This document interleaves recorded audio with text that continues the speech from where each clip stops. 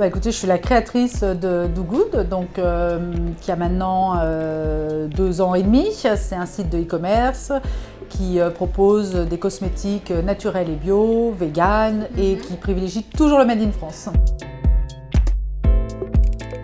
Alors, plus que les jeux concours qui étaient intéressants, en fait, ce qui m'intéressait, moi, c'était d'avoir une base de données très segmentée, puisque comme je m'adresse en fait à la fois à des femmes, des hommes, des jeunes, des moins jeunes, des femmes enceintes, des femmes qui achètent pour leurs enfants, c'était super important que je comprenne le besoin de chacune et que je n'adresse pas une newsletter pour les femmes enceintes à celles qui ne sont pas concernées et qui auraient que j'aurais eu un désengagement massif à ce moment-là.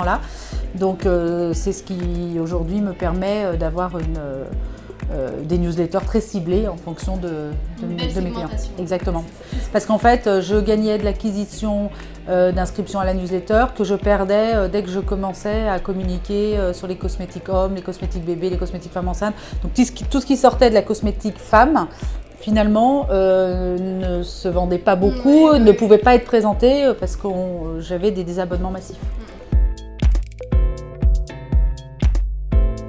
Tout le travail qui a été fait sur la segmentation, voilà, ça a été vraiment un travail long parce qu'en fait il a fallu recueillir au fur et à mesure via un questionnaire les informations que les clients voulaient bien transmettre. Alors 2 types d'informations majeures. La première sur le type de cosmétique qui les intéresse, de manière à ce que les newsletters soient ciblés, mais aussi sur le type de consommateurs qu'ils étaient, qui m'intéresse aussi beaucoup, c'est-à-dire les bio-engagés, les personnes qui sont véganes, les produits régionaux. Voilà, les produits qui tout simplement veulent acheter du Made in France et du Made in local. Et donc de vraiment pouvoir leur présenter les produits qui leur correspondent. Alors finalement, c'est toutes les informations qu'on récolte au travers des jeux concours qui sont beaucoup plus professionnels. Alors au départ, je me suis lancée dans le tout premier l'année dernière pour le calendrier de l'Avent. Je n'ai pas choisi le plus simple à mettre en place en 15 jours.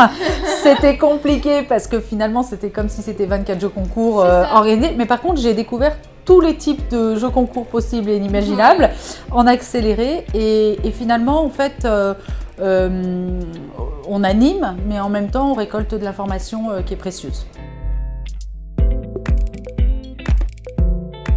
Alors moi j'ai été très surprise parce que j'étais persuadée que sur Do Good j'avais une communauté bio engagée et en fait j'ai été surprise de découvrir que finalement un tiers de ma communauté se définissait comme telle, mais qu'un tiers était finalement complètement engagé vis-à-vis du Made in France, sans être forcément bio, mais voulait vraiment défendre les marques locales, régionales. Et puis un tiers sur des grands mouvements de tendance que je trouve assez forts, comme vegan, slow, moins de déchets dans la salle de bain, enfin voilà. Donc tous ces mouvements-là et ces modes de consommation qui prennent beaucoup d'ampleur et que du coup j'ai pu vraiment identifier comme tel et du coup ça c'était vraiment bien et c'était finalement une découverte parce que je pensais que j'avais beaucoup plus de bio-addicts.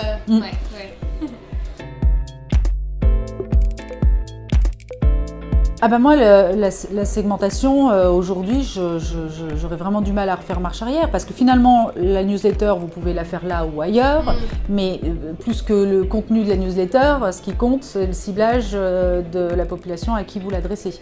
Donc vraiment, c'est la segmentation. Et puis quand même, les jeux concours, je trouve que c'est beaucoup plus professionnel qu'un jeu concours organisé avant et on garde la trace parce que avant moi je faisais par exemple de temps en temps des jeux sur Facebook et je n'avais aucune trace, j'avais pas d'historique puisqu'après ça part très très loin et on n'a plus rien. Donc ça c'est vraiment un plus voilà, de pouvoir archiver finalement les gens qui ont participé.